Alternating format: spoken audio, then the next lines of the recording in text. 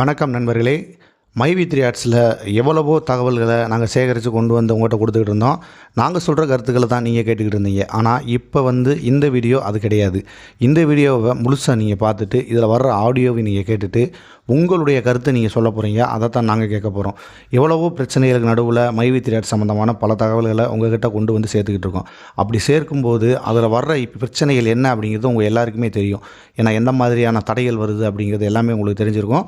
அதனால தான் இந்த ஆடியோவை நீங்கள் முழுமையாக கேளுங்க. இந்த மாதிரியான ஒரு சூழ்நிலையில் தான் மைவி3 ஆர்ட்ஸுக்கு ஆதரவாக பேசுகிற ஒரு யூடியூபர் எந்த அளவுக்கு பாதிக்கப்பட்டிருக்காரு அப்படிங்கிறது உங்களுக்கு தெரியும். கண்டிப்பாக இந்த வீடியோவை நீங்கள் பார்த்து முடிச்சுட்டு 60 லட்சம் மைவி3 ஆர்ட்ஸ் உறுப்பினர்கள் அனைவருக்குமே இதை நீங்கள் ஃபார்வேர்டு பண்ணணும். ஏன்னா என்ன நடந்துக்கிட்டு இருக்குது அப்படிங்கிறது எல்லாருமே தெரிஞ்சுக்கணும். இதனால் யூடியூபர்ஸ் எந்த அளவுக்கு பாதிக்கப்படுறாங்க அப்படிங்கிறதையும் நீங்கள் தெரிஞ்சுக்கணும். ஏன்னா நிறைய பேர் பார்த்தீங்கன்னா யூடியூப்பை விட்டு வெளியில் போயிட்டாங்க. அதுக்கெல்லாம் போனதுக்கு என்ன காரணம் அப்படிங்கிறது பல பேருக்கு தெரியாமல் இருக்கும். இந்த ஒரு ஆடியோவை நீங்கள் கேட்ட காரணங்கள் எல்லாமே உங்களுக்கு தெரிஞ்சிடும். சார் நண்பர்களே, இந்த வீடியோவை பார்த்துட்டு எல்லா மைவி3 ஆர்ட்ஸ் உறுப்பினர்களுக்கும் இந்த வீடியோ ஃபார்வர்டு பண்ணுங்கள்.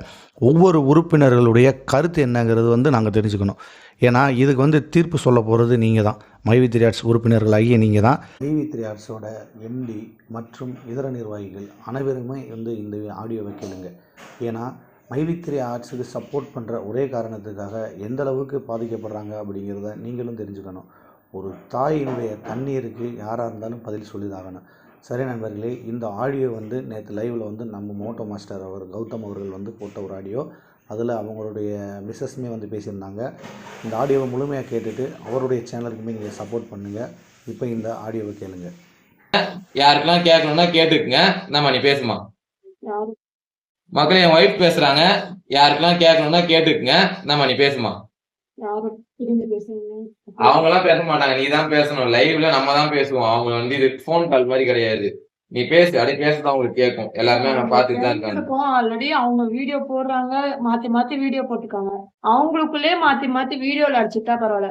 எதுக்கு என் பையனை ஸ்கூலுக்கு போறோம் அந்த இது விட்டு அந்த கேடி சத்யான்ற கதை தனி. ஓகேவா?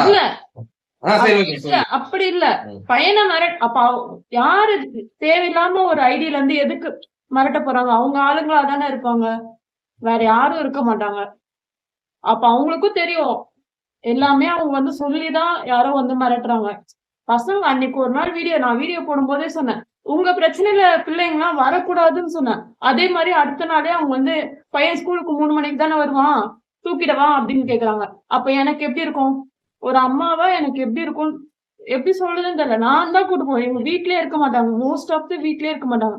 நான் தான் 2 பேரையும் கூப்பிட்டு வருவேன், கூட்டு போவேன். நான் தனியா இருக்கேன். அப்ப எனக்கு எப்படி இருக்கும்?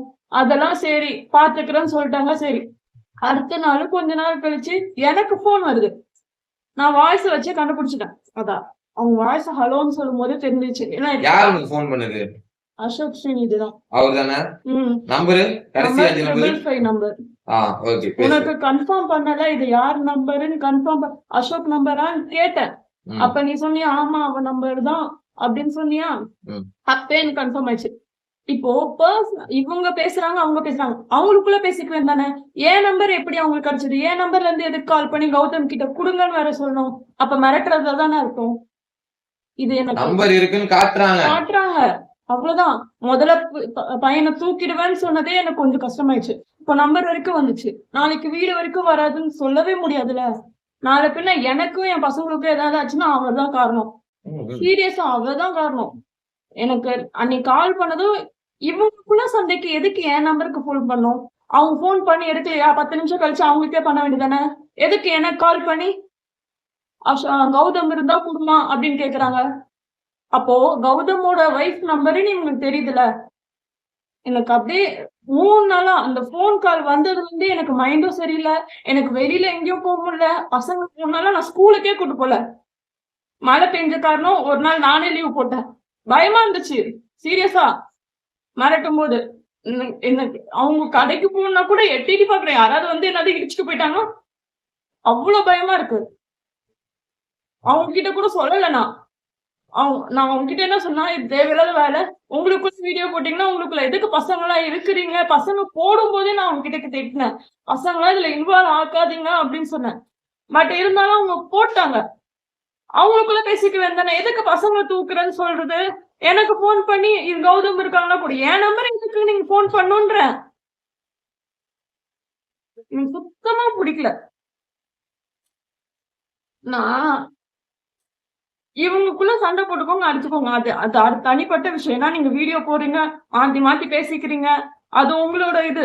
வீடியோ போட்டு அடிச்சுக்கோங்க. எதுக்கு பர்சனலா அட்டாக் பண்றீங்க? சொல்ல விரும்பல. எனக்கு அழுதுதான் வருது. ஒன்னும் பிரச்சனை இல்ல, நீ போ. போதும் போதும். பர்சனலா அட்டாக் பண்ணாதீங்க. வீடியோ போடுறாங்களா நீங்களும் மாத்தி வீடியோ போடுங்க. அதை தவிர எனக்கு கால் பண்றது, என் பிள்ளைங்களை தூக்குறேன்னு சொல்லி மிரட்டுறது, இந்த மாதிரி எல்லாம் வச்சுக்காதீங்க. அவ்வளவுதான் நான் சொல்லுவேன். அப்புறம் கம்பெனி சப்போர்ட் பண்ண கேஸ் கொடுப்பேன்னு சொல்லி மிரட்டிக்கிறாங்க. அதுக்கு 2 வார்த்தை செட் சொல்லி. அதெல்லாம் உங்க பிரச்சனை. ஏன் விஷயத்துல வரக்கூடாது. இது நீங்க உங்க கம்பெனிக்கு நீங்களும் அடிச்சுக்கோங்க. டேட்டா ரிலீஸ் ஆச்சுன்னா அதுக்கு யாரு காரணம்? ஏன் டேட்டா ரிலீஸ் ஆனாலும் அவங்கதான் காரணம். உங்களுக்குள்ள சண்டையா? டேட்டாவை எதுக்கு எடுக்கிறீங்க? வீடியோ போட்டு பேசுங்க. எதுக்கு அடுத்தவங்களோட டேட்டாவை எடுக்கிறது, அவங்களோட ஃபேமிலியை மிரட்டுறது, இதெல்லாம் எதுக்கு? கீழ்த்தனமான வேலை இதெல்லாம். இன்னும் வேற என்ன இருக்கு? சரி, இந்த மாதிரி ஒரு லேடிஸ்க்கு போன போட்டு போல 3 நாள் நான் வீட்டுக்குள்ளேயேதான் கிடக்குறேன். எதுக்கு எனக்கு போன் பண்ணாங்கன்னு தெரியல. நான் வீட்டை விட்டு வெளியிலயே போல, என் பசங்க ஸ்கூலுக்கு போல. லீவு சரி 2 நாள் லீவ் விட்டுச்சு. சரி நான் ஒரு நாள் லீவ் போட்டேன். எனக்கு கூட்டு போகும் மைண்ட் செட் இல்ல. ஏன்னா நான் தான் 2 பசங்களுக்கு கூட்டு போவோம், கூட்டு வருவேன். நான் தனியா போறேன், என்ன தூக்கிட்டாங்க, என் பசங்க அடிச்சு இல்ல தூக்குறது கூட வேணாம். நான் தெரியாதனமா வந்து வண்டி இடிச்சுட்டு அவன் தான் பண்ணான்னு சொல்லிட்டு அவங்கதான் பண்ணிருப்பாங்க. இவன் தான் நான் தெரியாதனமா இது பண்ணிட்டேன். நான் யாருக்கு நஷ்டம்? ஆல்ரெடி நாங்க இருக்கிறதுலே ரொம்ப மோசமான நிலைமை. இதுல இது எங்களுக்கு தேவையில்லாத வேலை. இவங்க வீடியோ போட்டாங்க, நீங்களும் வீடியோ போடுங்க. வீடியோக்குள்ள பேசிக்கோங்க. எதுக்கு பர்சனலா வரீங்க? உங்களோட மொபைல் எனக்கு எல்லா வாட்டியும் போன் நார்மல் கால் தான் வரும். வாட்ஸ்அப் எதுக்கு எடுக்கணும்? வீடியோ தானே போடுறாங்க, நீயும் வீடியோ போடு. வீடியோ நீயும் போடு. நான் அவனுக்கு தப்புன்னு சொல்ல. அவனை கழுவி ஊத்துறியா, இவனை கழுவி ஊத்துறியா? நீ ஊத்திக்கோ. யார வேணாலும் கழுவி ஊத்திக்கோங்க. வீடியோல ஊத்திக்கோங்க. எனக்கு அதை பத்தி பிரச்சனையே இல்ல. நீ வீடியோ போறியா போட்டுக்கோ, அவன் வீடியோ போறானா போட்டுக்கோ. மைவித்திரி 2 பேரும் மாத்தி மாத்தி வீடியோ போட்டுக்கோங்க. எதுக்கு பர்சனலா வரணும் ஒரு விஷயத்துலயும்? சரி, ஓகே, நீ போ.